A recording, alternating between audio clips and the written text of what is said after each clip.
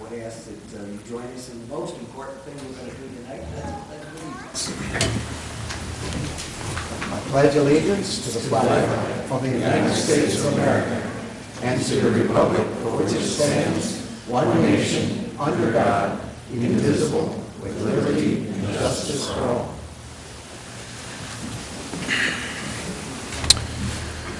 I move to adopt the agenda. Second. Mr. Baptist? Yes. Mr. Hurd? Yes. Mr. Jackson? Yes.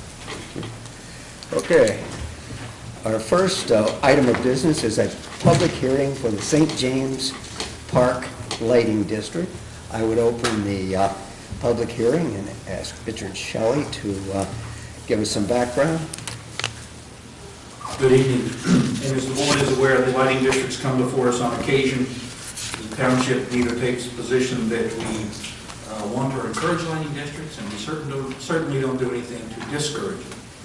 The revised code process is very unique for this particular process. It allows for and requires that members of the public drive the petition process, everything from establishing where the lights, having some say-so on where the lights should go, to determining who all would be in the district, how many households would participate.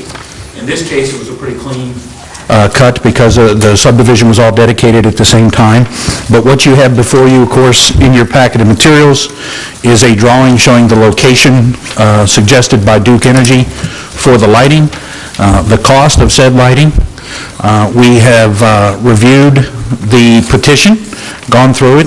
Mr. Linenberg has reviewed signatures and has come up with a 76% in favor of the lighting district for that particular district. Now, I will remind the board that, again, a unique situation where lighting districts are counted and weighted a little differently. Lighting districts are weighted so that the front property line or the parcel length is what is counted. So someone who has a corner property would have more weight to their vote than someone who lives in a cul-de-sac because of the near nature of the frontage of their property. However, when it comes to determining the costs are divided evenly amongst the parcels that are in the district. That's the only little nuance I would like to, and I know the board already knows that, but for the benefit of the public or anyone who might be here for the district to speak, I wanted to go over that. I'd be happy to go over anything else with any questions. You have a copy of the layout, those that are in the district, a legitimate petition, and therefore that's what we need to consider this motion tonight. Richard, I'd just add one thing, and that is that the process under which we operate is consistent with the Ohio Revised Code. This is not a township set of rules and regulations. This is a Correct, and good point. Yes, we do not establish this statute. It was set up in the revised code. The only thing the board has done in the past in relationship to this statute is the code is written so that as long as 50 plus 1% of the road frontage is there, in other words, a majority of the road frontage, it can by statute pass. This board and previous boards has typically liked to see the number well above that because of the nature of the assessment on the property taxes and on to the people in the lighting district. So this board has looked for greater participation rates than just the 50 plus 1. But the way it is written in statute, it can be approved on a 50 plus 1 venture. Thank you.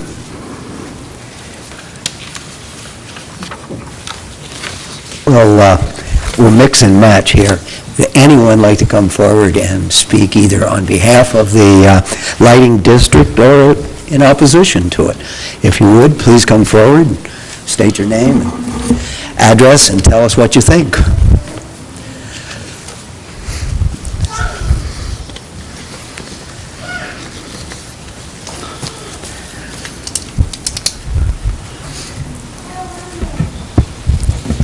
Good evening. My name is Heather Harwood Poland. I live at 1069 Stratford Hill Drive, so I'm a member of the area that is part of this proposed district.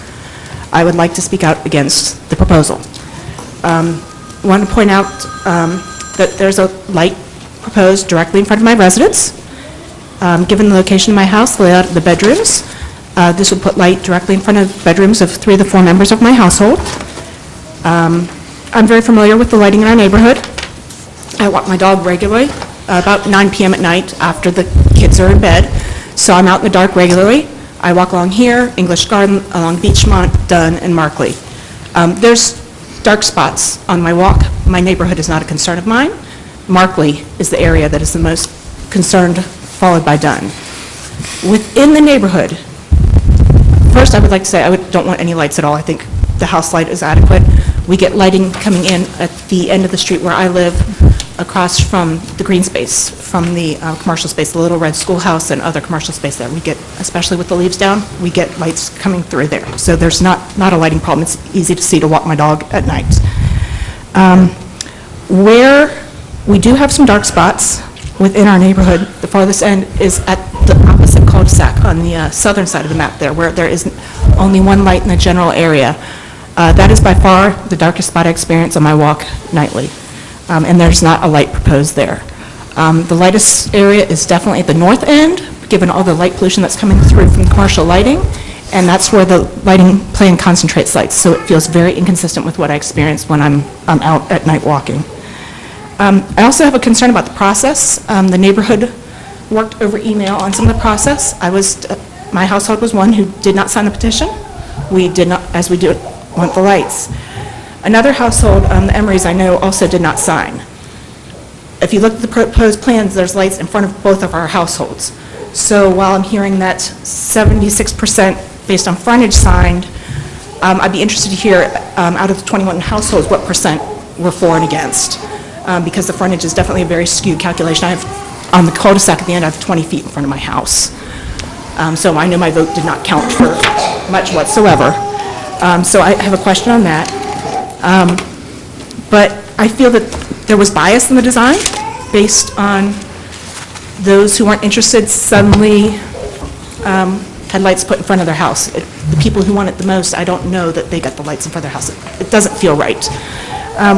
When they collected homeowners' dues, the wording in the email was very biased. We were informed we needed to come sign the petition in front of the house when we submitted our dues, to knock on the door. It wasn't, please come consider, we'd like you to consider this request. It was issued more as a directive or command, which I just simply ignored, but found rather offensive. Additionally, amongst the emails in the neighborhood, a lot of the concern for adding the light is safety and vagrants in the green space and people out at night. I think this is only going to encourage it. We've got students, often high school students, but people who cut through our yard. They come across Markley, they cut through my property, and they head across towards 5 Mile. I believe their kids often going to the high school just on foot. I think you're only going to encourage the foot traffic through areas where there aren't sidewalks by adding a light directly in front of the house. I think you're going to encourage foot traffic through that green space, which won't be well lit once you get into it. I don't think that's what you want to be doing for those kids. I don't think that's safe for them. So I think these lights are actually going to create more problems than they solve. Thank you. Thank you. Would anyone else wish to address this board on this topic? Yes, my name is Stephen Poland. I'm in 1069 Stratford Hill Drive, same residence. I was going to talk a little bit more about the concerns I have as far as safety issues, because I think that's where this project was instigated. We had an issue with a vagrant in the green space. If you look at the plan, it'd be in the northeast corner, okay, where it dead ends. There's a green space in that area. Creek bed runs through there. Nice area with lots of trees, and a little creek running through. Great place to camp, I guess. Anyways, there was some issue. Somebody, I think they nicknamed him Hatchet Man or something like that, was in that area. I think this lighting thing is a knee-jerk reaction to that concern. Although it may be beneficial to the community or not, I don't know. I don't have too big of an issue with that. But the light at the very end is going to provide no lighting of any benefit to the community because nobody's driving at that dead end. The sidewalk's dead end there, so nobody's walking there. But what it does do is it encourages the foot traffic through the community across that green space. Okay, and most of that foot traffic is high school kids who can't drive taking the short route. And if you light up the short route, that's the route they're going to take. And that's an area where they can cross that creek without getting wet. So that's an area where they're going to want to cross that creek. And by providing lighting with, I think it's number 7 there, okay, you're lighting up that area so that someone in the woods can see the traffic coming in. They can't be seen. Now that you've lit it up and put them in the shadows, we as a community can't see what they're doing anymore. So if they have a campfire, they have something going on, that light keeps us from seeing them. Okay, so we can't see them and be aware of them and react to them. So I'm concerned that you're providing, you know, I hate to say potential victims to these people, but I'm afraid that's, you know, where this might go. So anyways, and that's my thing I'd like you to consider and think about is, you know, whether, you know, first off, whether this is necessary, if it's going to help this issue, which I think is what really instigated it, and whether you need that light there, and whether it's going to be of any benefit. Thank you. Thank you. Would anyone else like to address this board?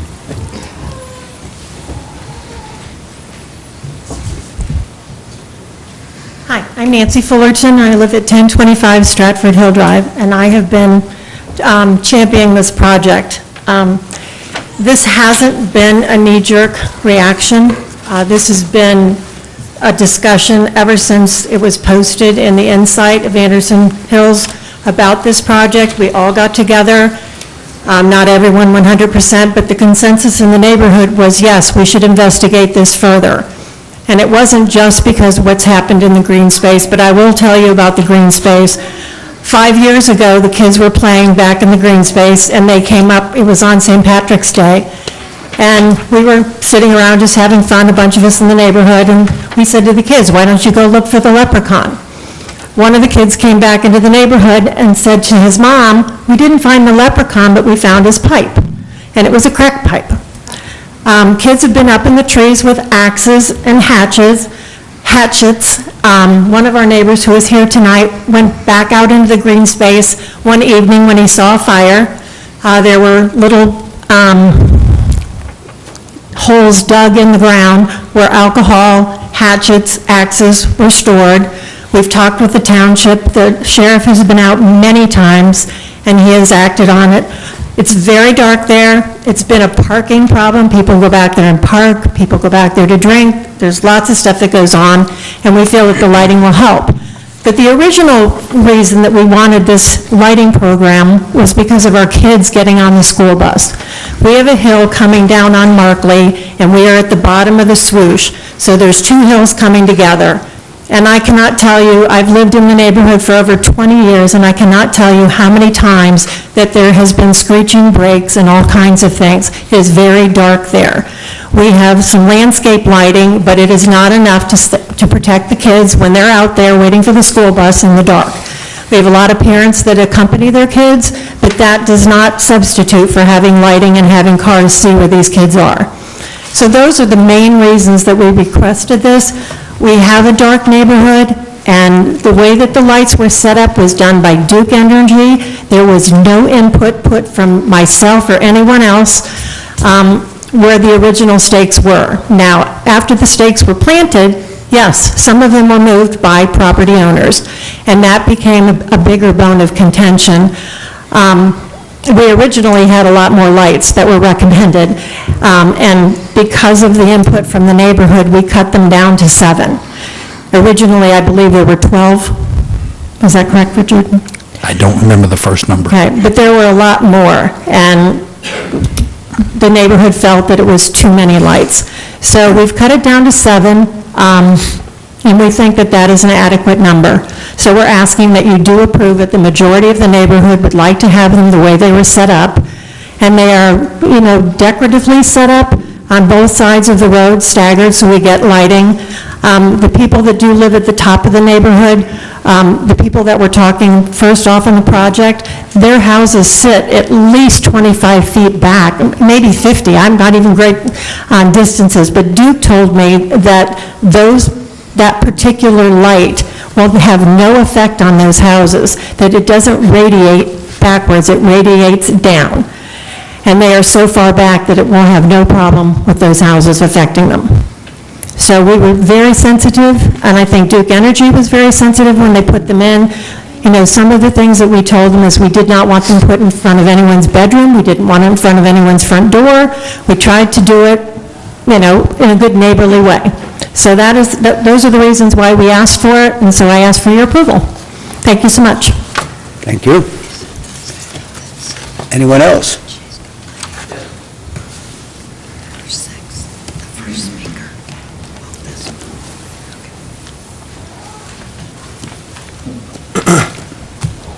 My name's Jim Emery. I live at 7228 James Hill Drive.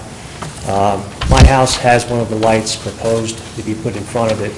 And I guess I'm more interested in how the determination was made to place the lights. I don't know that I know that I certainly was not made available any studies that were done to identify any gaps in coverage or to determine why it would be that one pole would be placed in one location as opposed to another. I don't know that there was any study done or how that came to be.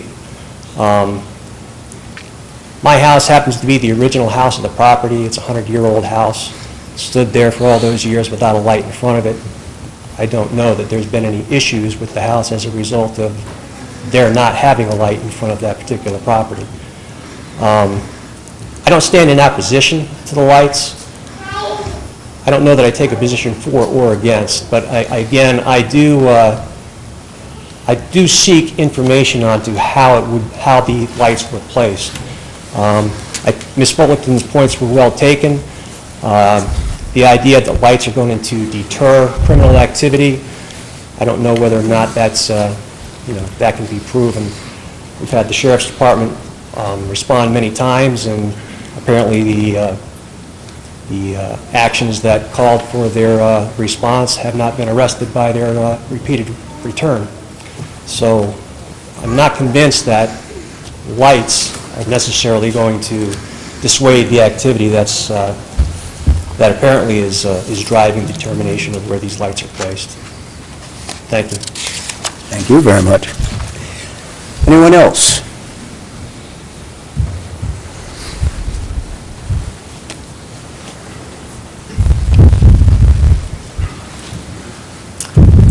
Thank you for allowing me a chance to speak. My name's Bob Spector. I'm at 7223 James Hill.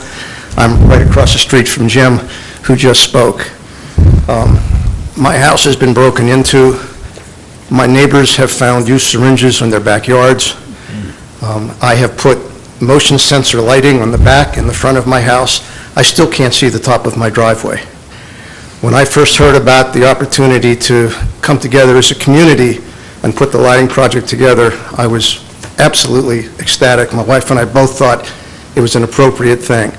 I cannot speak to the green space thing, and I cannot address Jim's point about how Duke Energy, decided where to put one.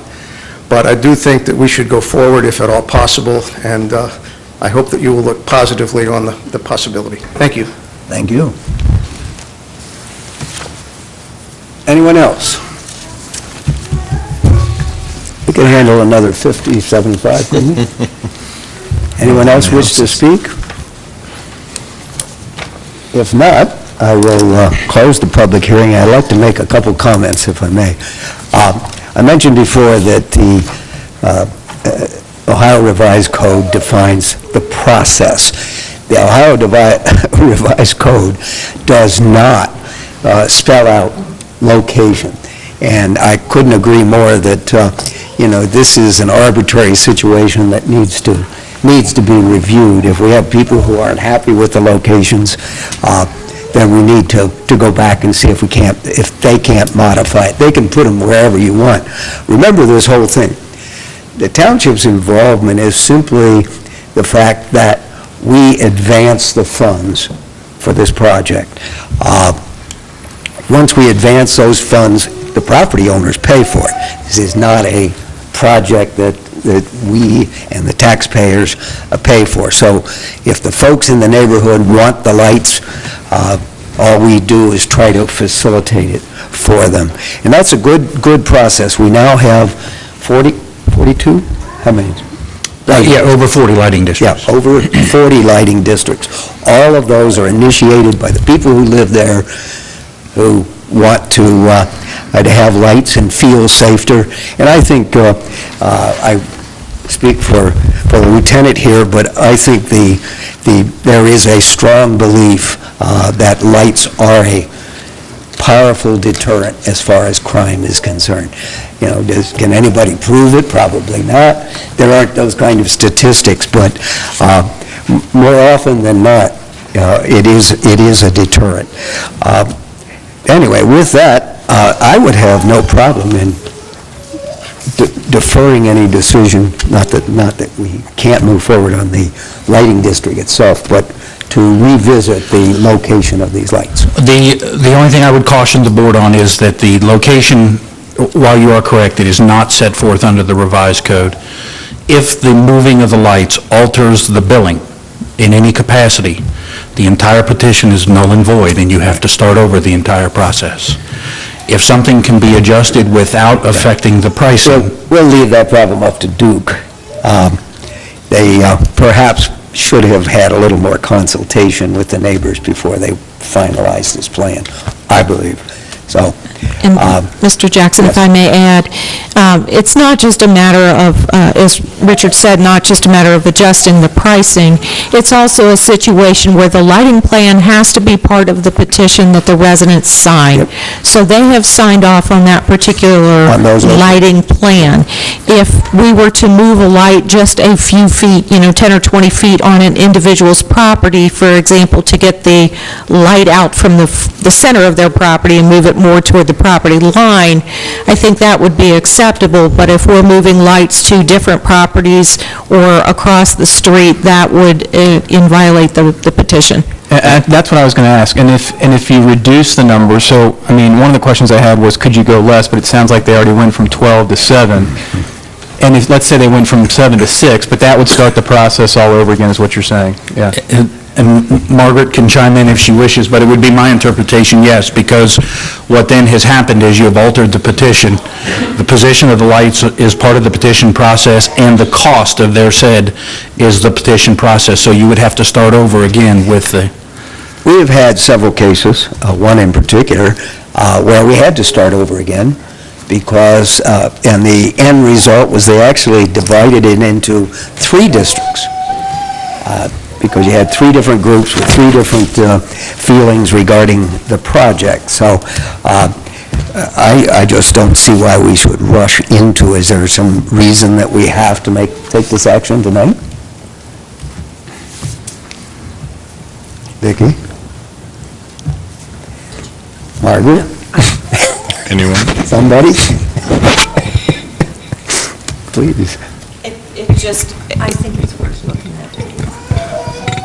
Looking at statute. We can look into it a little bit further as far as the extent of the changes that are being requested. We can investigate it to determine whether or not, how far we could move lights. Sure.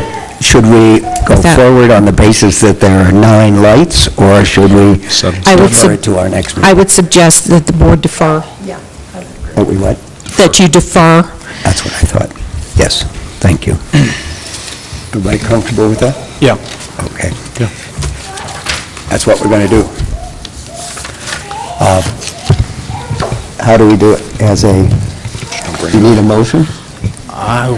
No. I mean, you just... No. Okay. You've closed the public hearing, and the board will just defer the action until a later date or decision. Okay, we'll take a look at it, guys. Thank you. Okay. Moving forward, we have some presentations and recommendations. We're going to start with Mark over. Chief? Good evening. If I could have Jack Smith and Amber Young, a supervisor from Hamilton County Communications Center, and Tammy Moore come up and assist with this. A little background on this situation. You may have heard a little bit about it earlier this year. Jack came to the aid of his neighbor, Rocky Mosteller, who slipped on a rug, fractured his vertebrae. Rocky was able to crawl to the kitchen where he passed out. Actually spent, I think, almost a day there. Jack was Rocky's neighbor, and he came to walk the dog and noticed that something wasn't right. And when nobody answered, he went to the back door and checked, found Rocky lifeless there on the kitchen floor, ran home to his father and dialed 911. At this time, Hamilton County Communications Center would like to acknowledge that fact for Jack assisting in saving Rocky's life. Amber? You pretty much covered it. I just wanted to say, in the spirit of Thanksgiving, thank you to Jack. In our line of work, we don't often get happy endings, let alone reasons to celebrate. So thank you for that. And you are the true definition of a 911 hero. So here is your certificate.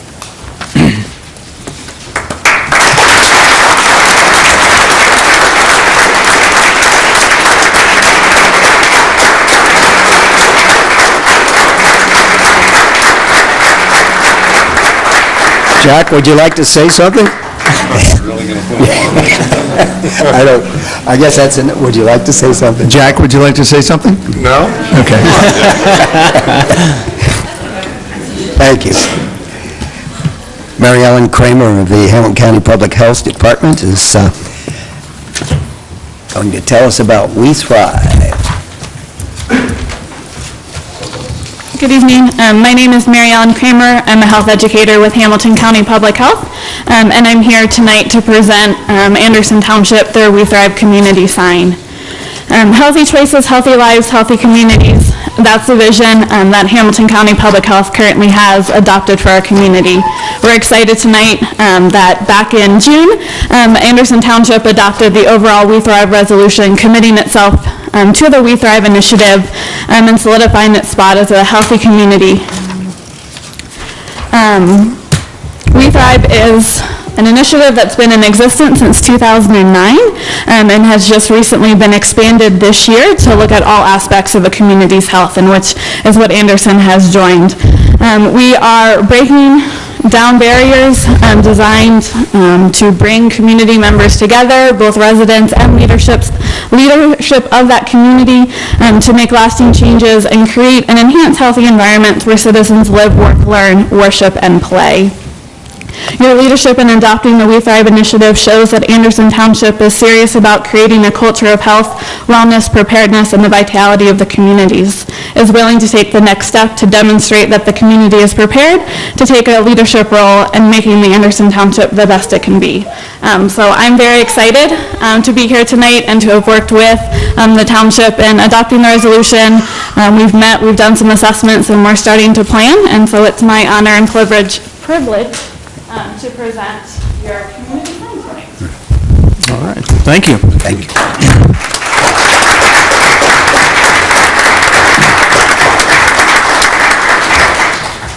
So you guys, there are a total of 7.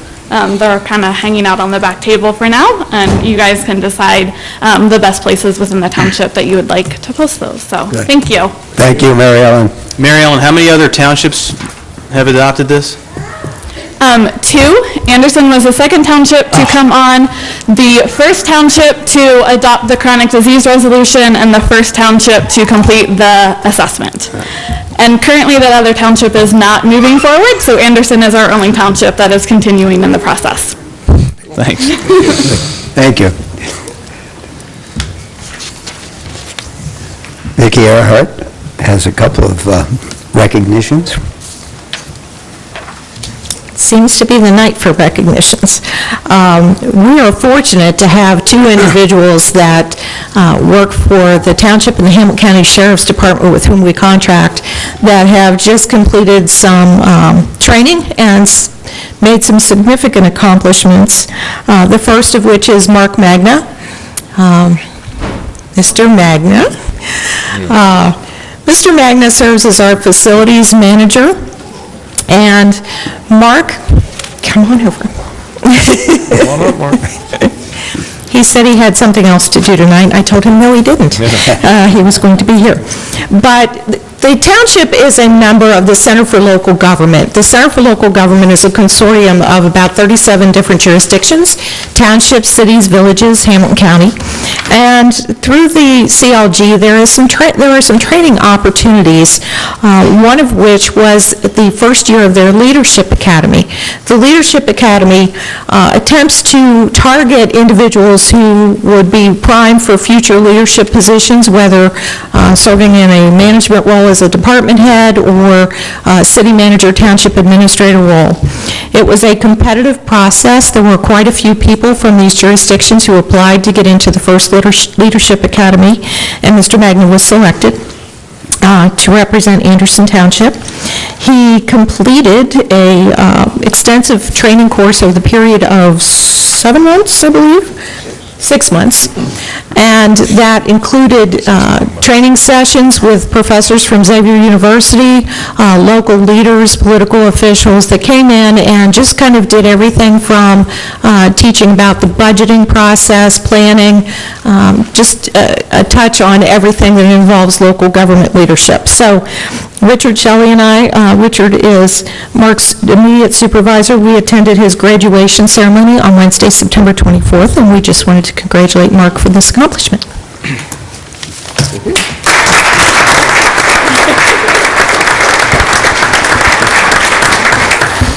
I'll be brief. I don't want to ruin the over-under. I'd like to thank the board for the opportunity to attend the CLG Academy. It was interesting to meet other jurisdictions with a wide range of individuals, from accountants to IT people, public works, people in the fire department. So it made it more interesting. Our collective knowledge and experience has really added to the experience.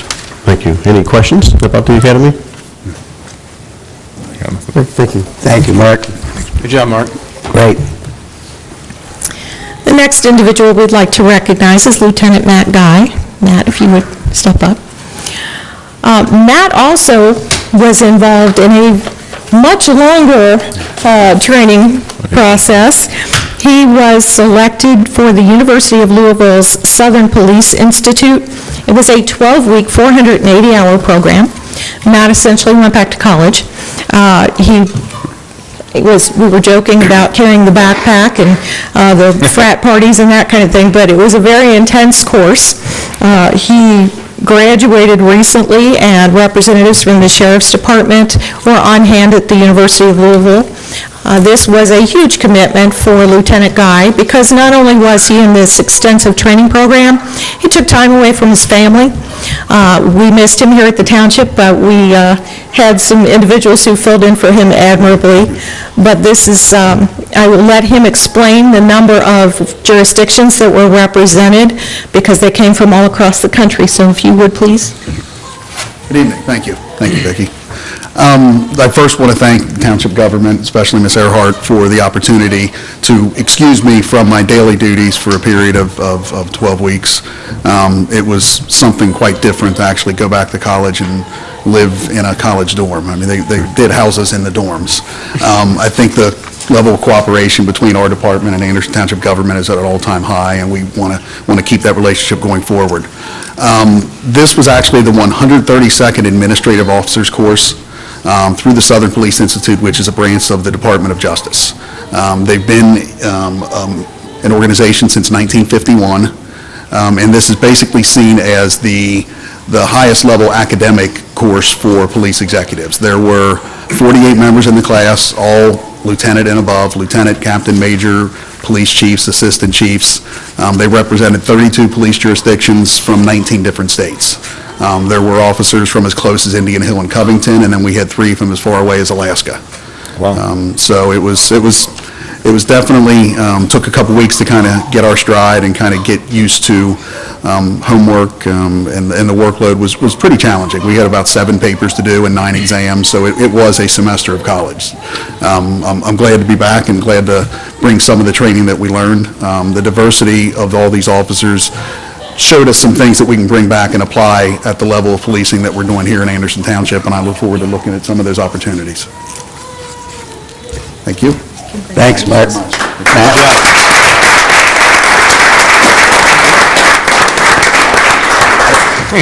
As Lieutenant Guy said, the training that he attended truly benefits Anderson Township and our residents. We're very fortunate that the sheriff also allowed him to attend that training session because it does benefit us overall. So, thank you. Thank you. Thank you. Ken Dietz and Chief Ober going to do a little swearing. Sure. If I could briefly say a few words about what we're about ready to do here. First off, I'd like to thank the board for allowing us to hire 7 individuals, which were replacement for resigned and retired firefighters. I'd like to thank the administration for assisting the fire department staff, Chief Miners, and the training division for being able to pull this off. This all started back in May with applications, lots of testing. They started a recruit class on October 6th, and they graduated on Halloween. With that said, I'd like to bring up for their oath of office, David Ames, Joseph Burkert, Douglas Egan, Nicholas Flowledge, Joshua Kirk, Christopher Mason, and Carl Stone.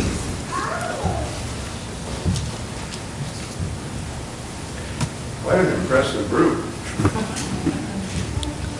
Okay, gentlemen, I'd like to initially use the office of your here for me. Raise your right hand. I do state your name. Do hereby swear to uphold the Constitution of the United States. Constitution of the United States. Constitution of the State of Ohio. Constitution of the State of Ohio. Policies and procedures.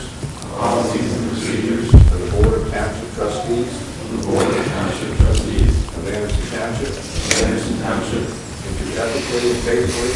To ethically and faithfully. Discharge the duties of my office. Discharge the duties of my office. Congratulations.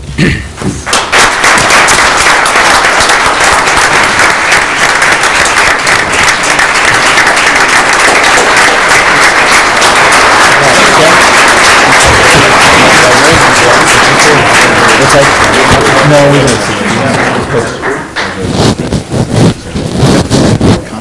I'll see you out there for pictures.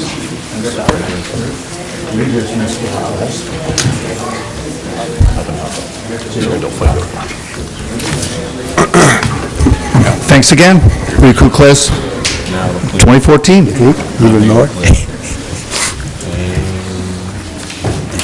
There they go. Lock the doors.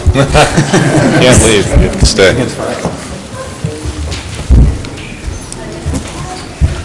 Plenty of seats down front, folks. This is still more than we usually get. There you have Boy Scouts.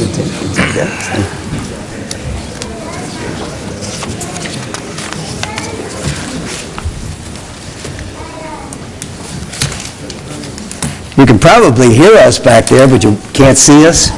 It's probably a good thing. Hey.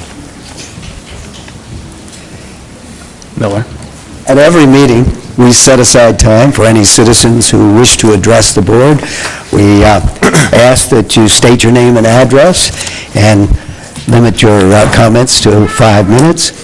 With that, we'll open the public forum and invite you to come forward and talk to us.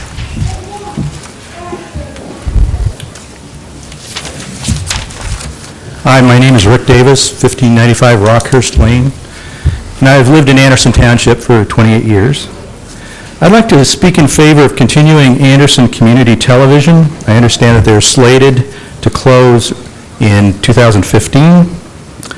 I'm the founder of TV Toastmasters. Toastmasters International, if you're not familiar, is a nonprofit organization dedicated to teaching communication and leadership skills.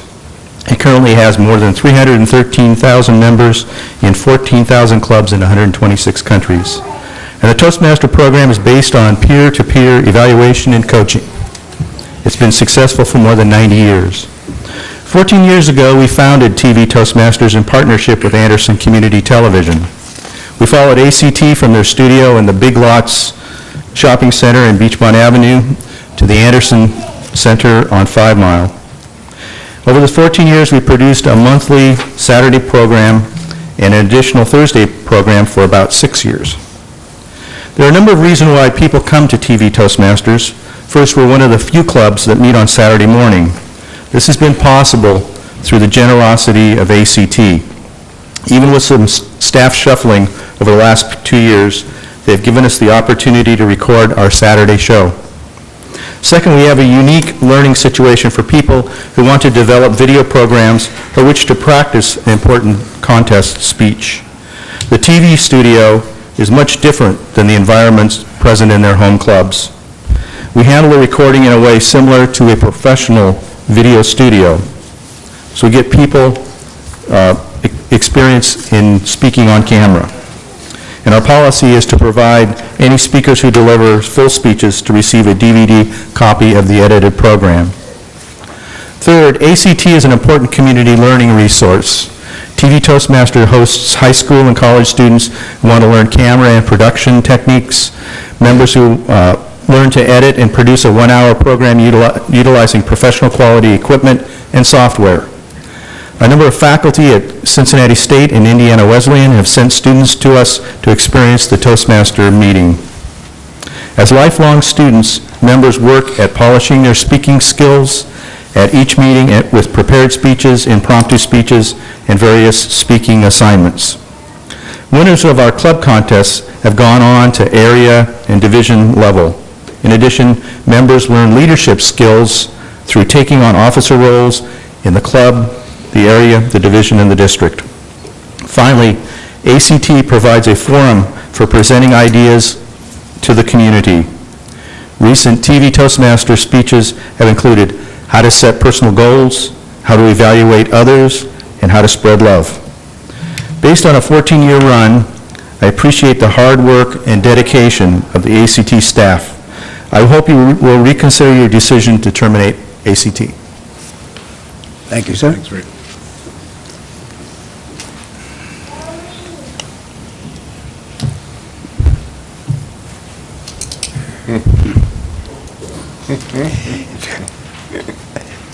He could be dangerous.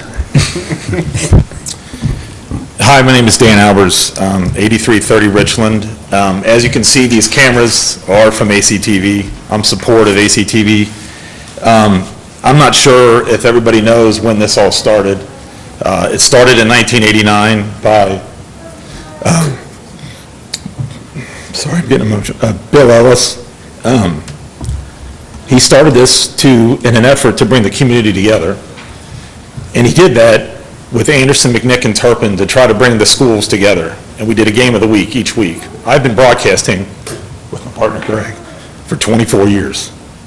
And it's going to be a sad day when this ends that I can't. We've done almost 3,000 games on Anderson Community Television.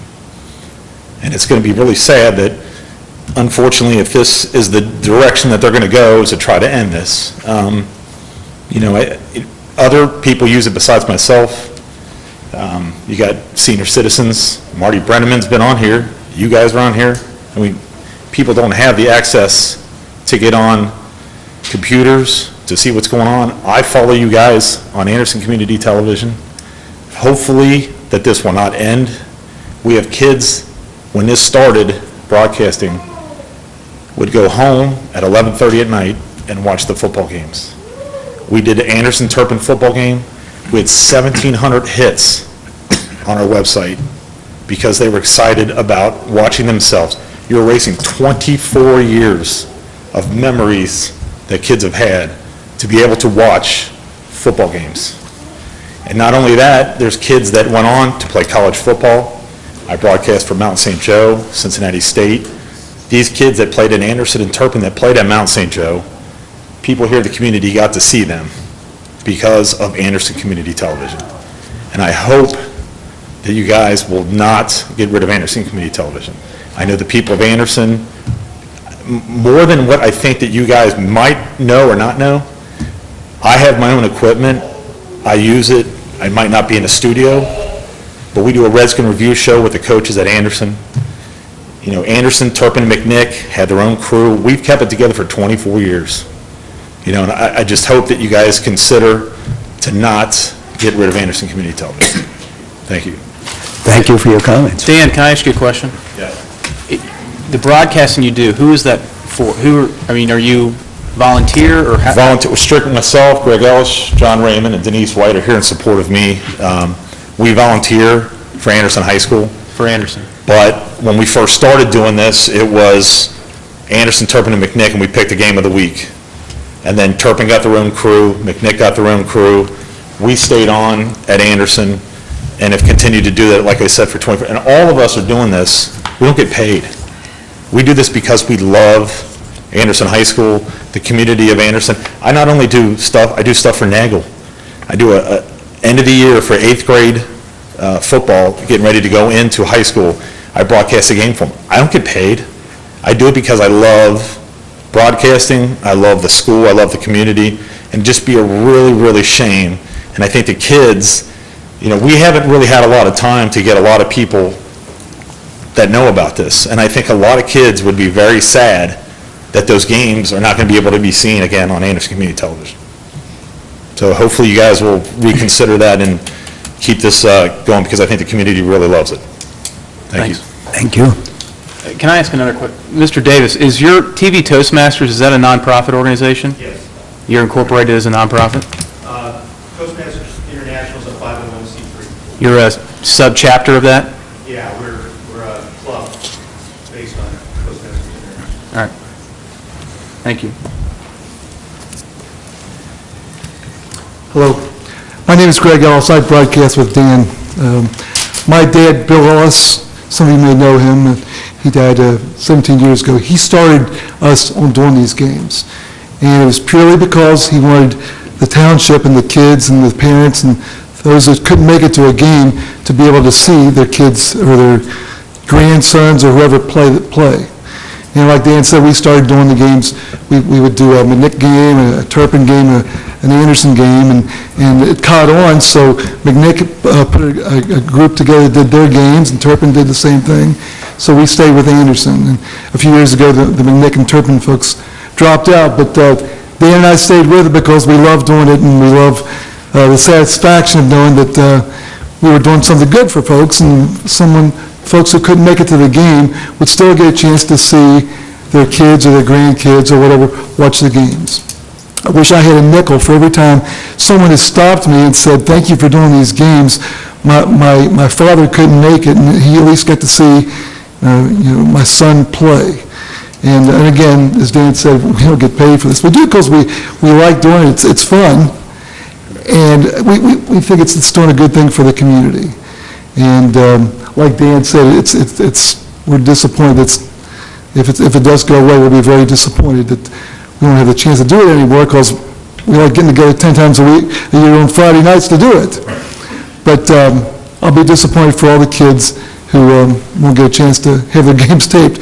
Like Dan said, there's at least 5 kids I know of who took our tapes and sent them to colleges and got scholarships because they had video highlights of them doing well on the field. So thanks for listening to me, and hope you'll consider it, not disbanding it. Thanks. Anyone else?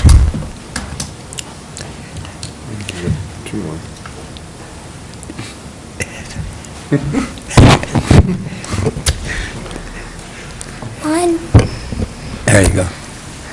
My name is Nathan Summers.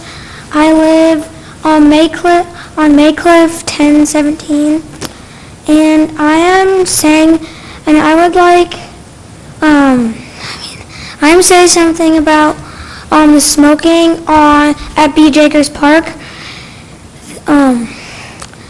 I've seen a lot of people smoking at B. Jakers Park and around a lot of of kids that are skating at the skate park. So I would like to do something about that because it's setting a really bad example for the kids that are doing it, the kids that are skating at the skate park or playing on B.J. Park, around the people that are smoking. And I've also seen some underage people at B.J. Park smoking. So I'd like to see if you guys could do anything about that. Nathan, how old are you? I am 10. Wow. Well done. Great job. Thank you.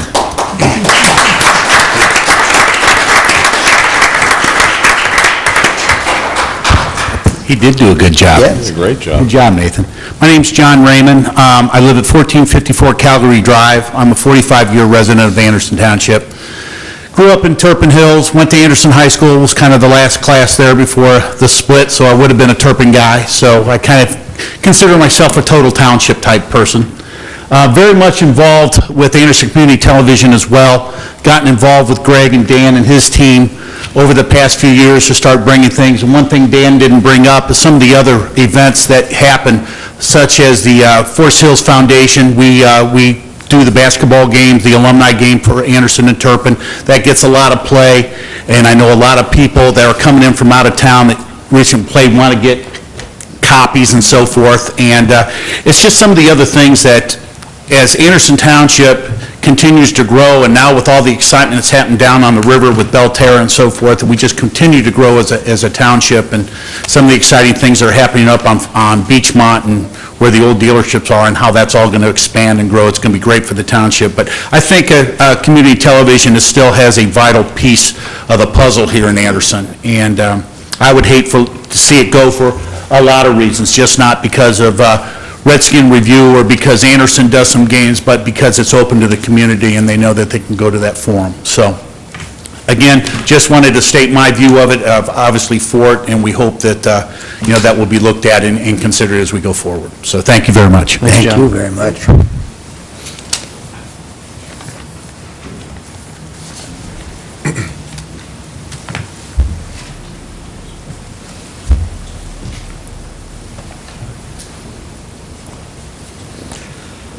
Good evening, Township Trustees and honored guests. I'm here to echo my support for ACTV. Would you state your name and address? My name is Brent Pope, and I'm from 1180 King Louis Court.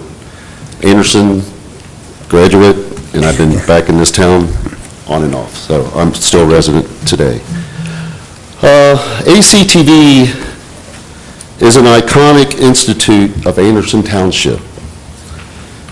Its conception in 1987, and the budgeting started with the township in 1992.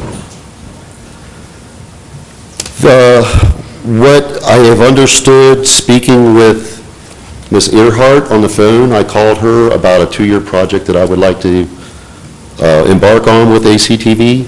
So I was finding out availabilities, and she was very thorough, and there was a lot of transparency in her conversation with me, and I really appreciate that.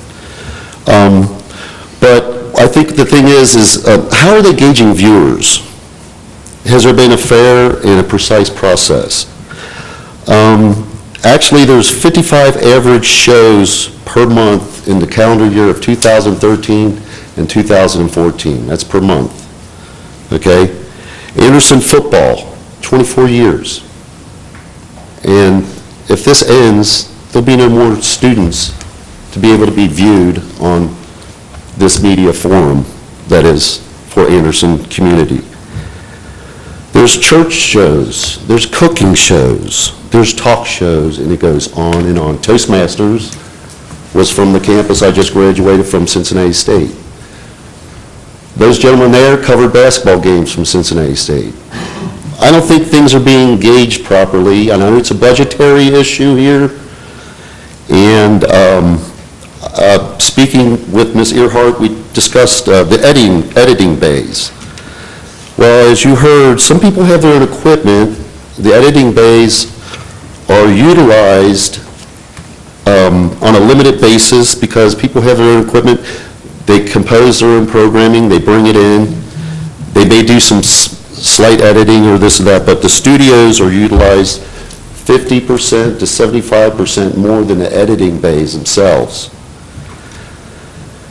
I would like to find out if this closure is justified. I don't think that the township understands the validity of this closure due to budgetary reasons. We just passed a levy for the Forest Hill School District on a third attempt, was that? Was that the third attempt? Second attempt, excuse me, I'm so sorry. Okay, yeah, the bond levy. On a recent election, like I said, this is an iconic institute of Anderson Township. And there's other communities across the nation that utilize this type of forum. I want to pretty much close by saying, let's see here, I have some more notes. Yeah, as far as the numbers, I don't think there's been a fair and a precise way of gauging viewers. I don't think there's really the ramification and the impact of the closure of this. What is it going to do to the community? I know it doesn't make money because it's nonprofit. It doesn't advertise. There's no commercials. And it has been funded through budgetary aspects. But I want to put out an example there real quick, and then I'll be done. If you were to close Jewel Park without announcing it to the community, and you put barriers up there, I guarantee you your phones would blow up. You would have to be answering to every resident, why can't I get into Jewel Park? I don't know if the backlash of this closure for ACTV will create the same sensation, but I understand it is budgetary, and I do understand budgets. I was a senior senator for my campus at Cincinnati State when I attended recently, so I understand about budgets. That's my take on it. If you could just look at this a little deeper and a little closer and understand its impact that it may have, and yes, the impact will go away. Yes, it will. And people will be discarded with, the fact that ACTV is no longer being viewed on the cable system that's here in Anderson Township. So thank you for your time, and I hope you make a good decision for the community and ACTV. Thank you. Thank you for your comments. Anyone else? Good evening, everyone. Mark McCumber here, longtime resident and property owner in Anderson Township, 8519 Linderwood Lane.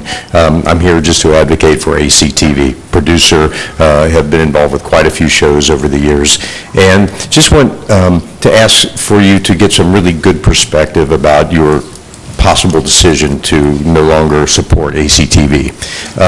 Maybe one of the things that is very impactful that is really hard to measure are the tens of thousands of people that get to enjoy and view the programming that ACTV has provided for all these years. There is no real monitoring or counting system for that, but I can only speak from experience in the time that I've been involved with ACTV, how many people have come up and said, man, we saw your show, it was awesome. All the different types of programming, is to reiterate what others have said, whether that be inspirational, whether it be sports, whether it be art, or whether it be governmental.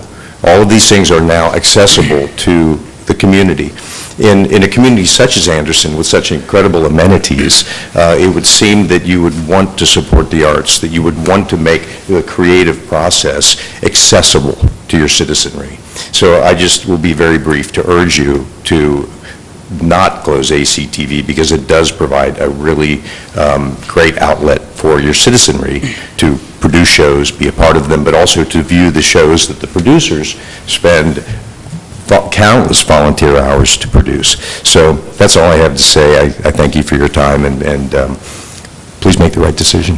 Thank you for your Mark, you input. mentioned you're a producer. Are you a producer on ACTV? Yes, actually I've been a producer since Warner Cable started this. I started out over in Hyde Park on the Wasson Road studio and produced quite a few documentaries early on with them.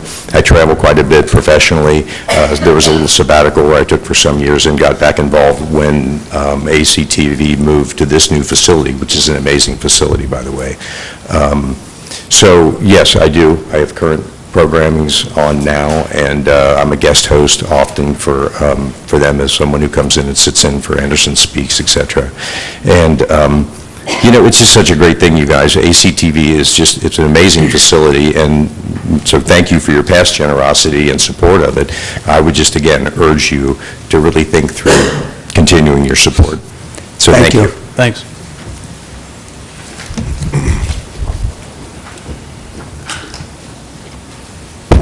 Hi, good evening. My name is Susan Schonauer. I live at 761 Hunters Knoll Lane, and I am just here as a viewer of ACTV, and my whole family watches ACTV. It's the only television my husband watches, and people in the neighborhood ask him, what's going on in Anderson? And he knows because he watches ACTV.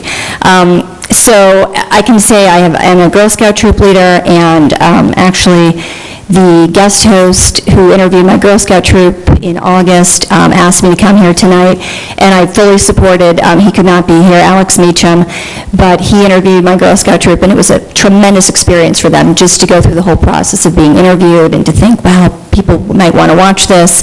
And my son's decision to play high school football is strictly from watching the Redskin Review since about first grade, and has bugged me since first grade to play football, and it's because of watching all of the Anderson football games. So just as a resident, a viewer, and a community member, I urge you to keep it because it means a lot to my family. Thank you. Thank you.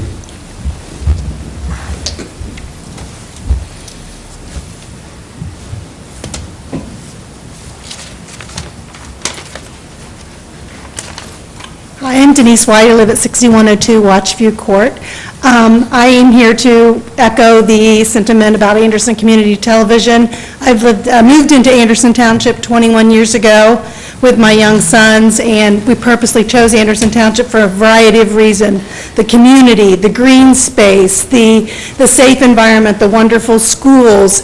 And Anderson Community Television is something that makes Anderson Township a unique and cohesive place to be, because you can turn on and you can watch this. You can watch the school board. You can watch football games. You can watch Alex Meacham's show, Forest Hills things.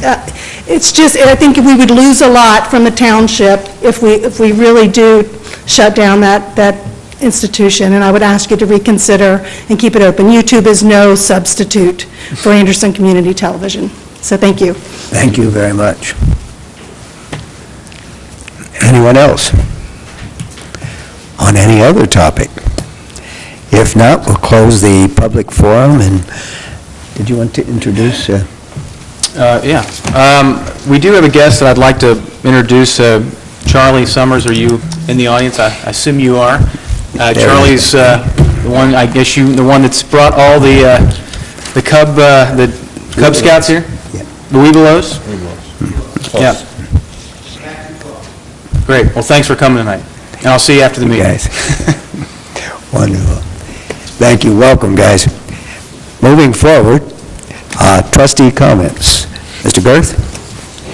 I wasn't planning on saying anything, but I appreciate everyone that came tonight. I mean, this is the most people we've had at a trustee meeting in since we've been here. But a lot of good subjects talked about tonight, and that's great. And I really appreciate the folks who are here from ACTV to talk about it and provide their input.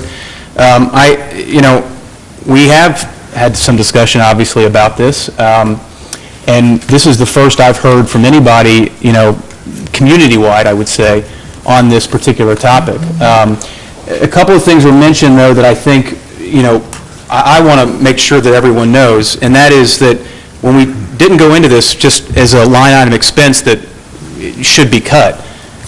In fact, I wholeheartedly agree with everyone's statement that Anderson Community Television is kind of a unique thing for Anderson Township. But I would be lying if I told you that I was not very surprised as a resident how much that line item budget was.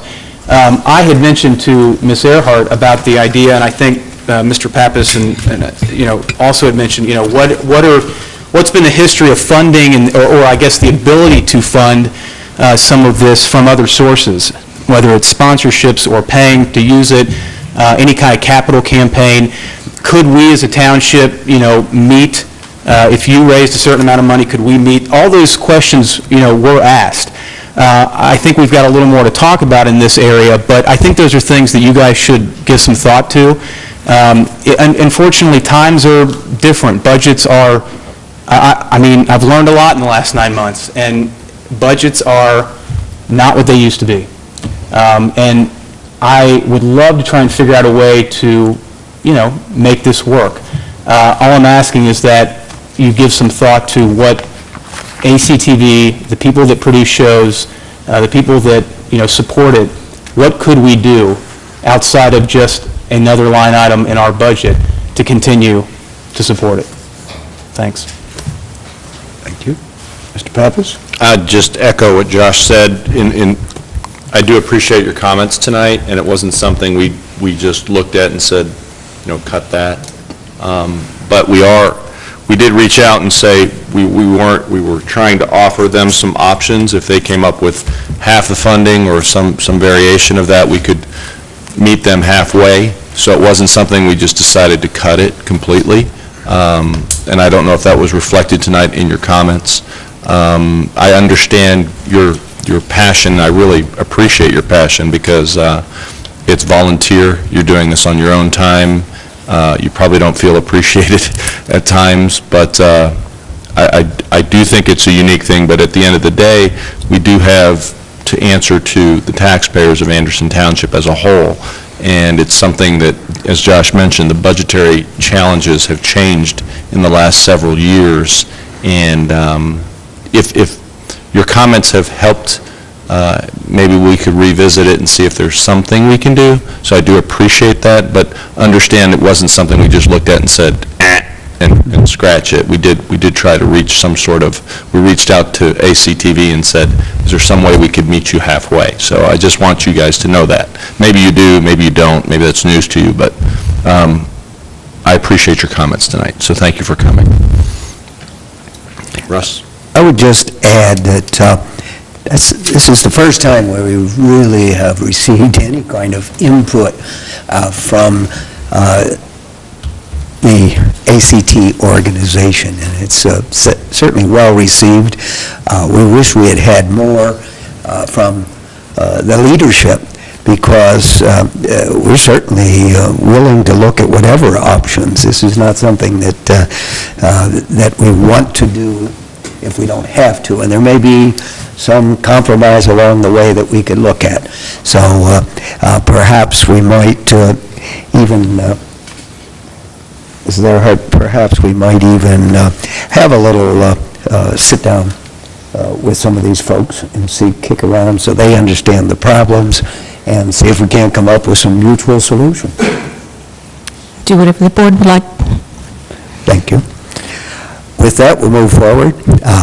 Fiscal Officer, Mr. Ken Dietz. Thank you. The financial reports for the end of October are completed. We're still running a little bit ahead on revenues, and expenditures are 3-4% behind what we had budgeted for, which we know happens almost every year, so hopefully we can wind up the year even maybe better than that. We do need some appropriation changes tonight, not anything outside of the fund, but in the Public Works area, we had some repairs that we needed that were not anticipated, and we had building in additions replace a calcium tank, which was not anticipated. Those two items add up to $30,000. We did have some money in miscellaneous contracts that we're not intending to use, so we would ask that you would take the $30,000 away from miscellaneous contracts and add $20,000 to repairs, $10,000 to building and additions. We need your approval on that. We do not have to notify the county auditor, but we need the board's approval. Do we have a motion? I would move to adopt the appropriation changes as presented by the fiscal officer. Second. Any discussion? Mr. Pappas? Yes. Mr. Girth? Yes. Mr. Jackson? Yes. Thank you. Thanks, Ken. Thank you, Ken. Law Director, Margaret Comey. Good evening. Just a quick update on the bond refunding. Ms. Earhart and Mr. Dietz and Deb Hucker and myself and Zach Logan, who is a township resident and principal at Ross Sinclair, and Dan Blank from Ross Sinclair, your underwriters, had a conference call today with Moody's. It was quite fruitful. It was very substantive. And we will be waiting for a couple of weeks to hear back from them as to how those bonds refunding bonds would be rated. And from there, we could go ahead and price and close before the end of the year. So more to come on that. Thank you. Ken and Vicki did a great job of representing the township on that call. Thank you, Margaret. Deb. Thank you. Planning and zoning, Paul Drury. Oh, you're a hero tonight, Paul. It's a long night. Sheriff's Office, Lieutenant Matt Guy. You all remember him, don't you? Good evening again. Now, you guys weren't holding on to these liquor permits while I was gone. I didn't want anybody to go thirsty while I was away. Got it.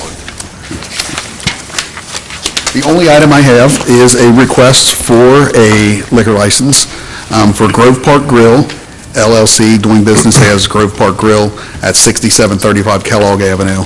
And I communicated with the township that our department has no objections to this request.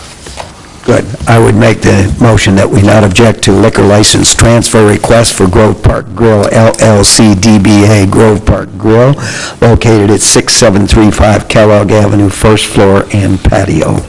Second. Discussion? Just for the record, these folks, we approved the liquor license transfer a number of months ago, but they changed the entity that was actually controlling it, so the liquor department, the state liquor board suggested that they get another one, and that's why we're doing this, so. Ken? Mr. Pappas? Yes. Mr. Girth? Yes. Mr. Jackson? Yes. Thank you. And unless the board has something else for our agency, that is all I have. Happy to see you back. Thank you very much. Congrats again. All right. Public Works, Richard Shelley.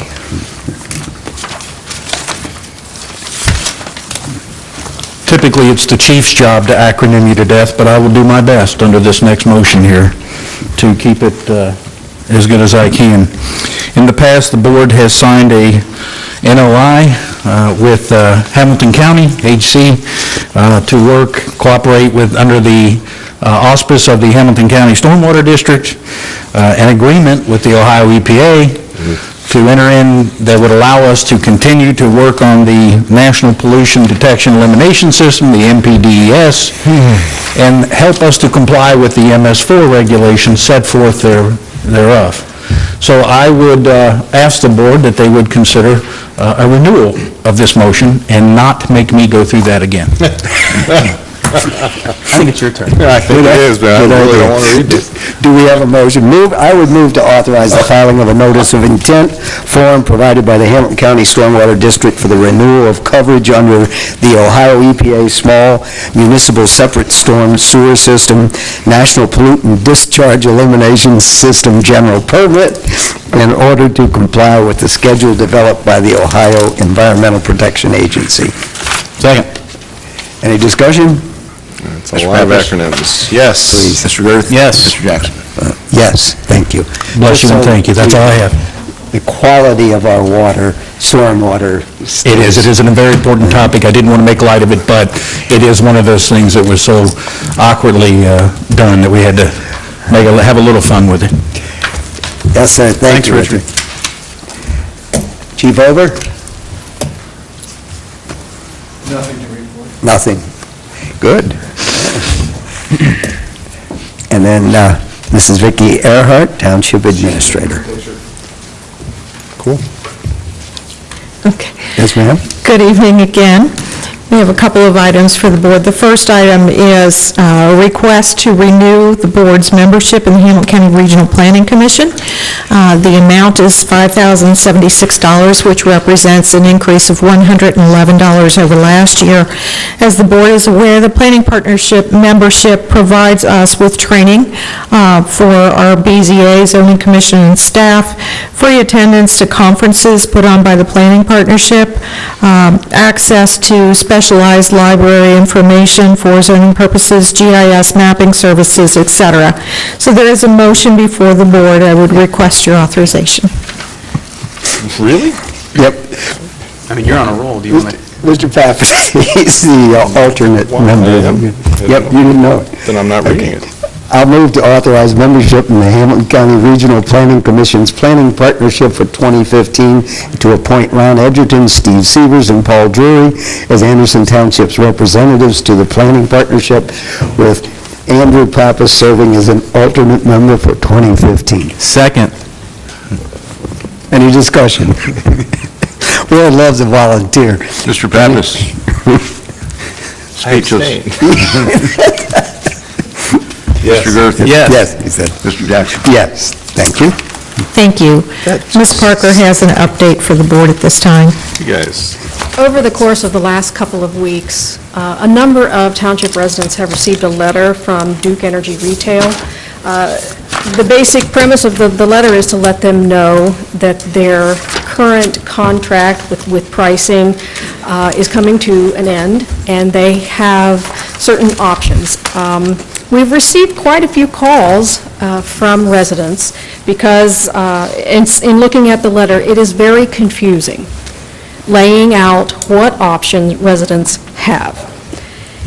I've tried to explain it as best I can to everyone I've spoken with and gotten them connected with the correct phone number to call Duke to inquire about getting signed up for our discount pricing program that we have with Duke Energy that started at the first of this year.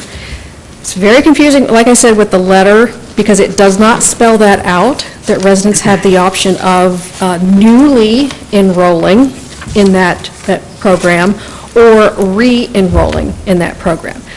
I have gone through the letter and pointed out a number of things that residents have told me are confusing. I have passed that along to my contact at Duke.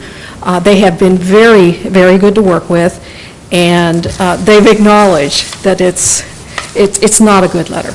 And they're revamping it so that for the next cycle of mailing these out to all of their customers, not just in the township, but all of their customers who have contracts ending at the end of January, the letter will be revised and be much more clear on what options residents have. I'd be happy to entertain any questions the board has. I know some of you have received some phone calls as well. You might mention, Suzanne, that those folks who opted for the 18-month program will be getting letters in 6 months, and they'll be, hopefully, they'll be upgraded letters. So. And I have asked for a copy of that revised letter. I don't know how much influence I'll have on them changing it, but like I said, they've been good to work with so far. And as you can see on the screen, Steve is showing on the township webpage where we have a link that residents can go and follow that link to see what the current package offer is with the pricing and the contract length, and how to go about signing up, either online or through a phone call.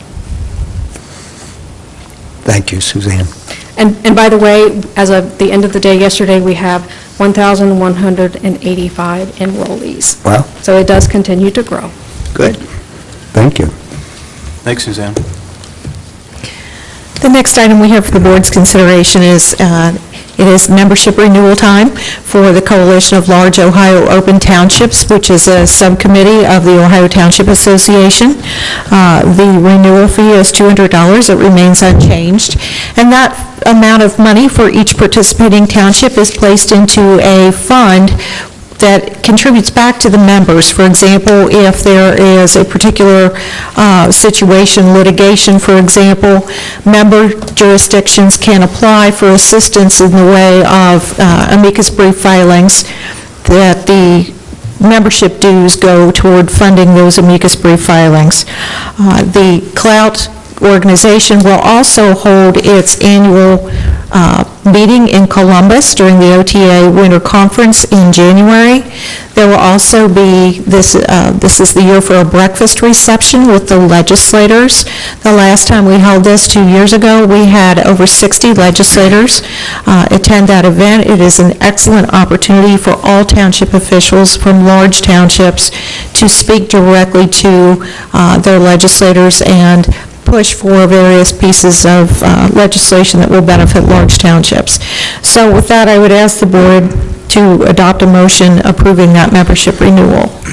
Do we have a motion? I move to authorize membership in the Coalition of Large Ohio Urban Townships, which is part of the Ohio Township Association, for the year 2015 in an amount not to exceed $200. Second. Any discussion? Mr. Dietz. Mr. Pappas. Yes. Mr. Girth. Yes. Mr. Jackson. Yes. Thank you. That's all we have this evening. There are no items arising from exec session discussions. Thanks, Vicki. Thank you. I would remind the big crowd out there that our next regular monthly board meeting is December 18th at 6 p.m. If you have any questions, call 513-688-8400. With that, would ask for a motion to adjourn. So moved. Second. Mr. Pappas. Yes. Mr. Girth. Yes. Mr. Jackson.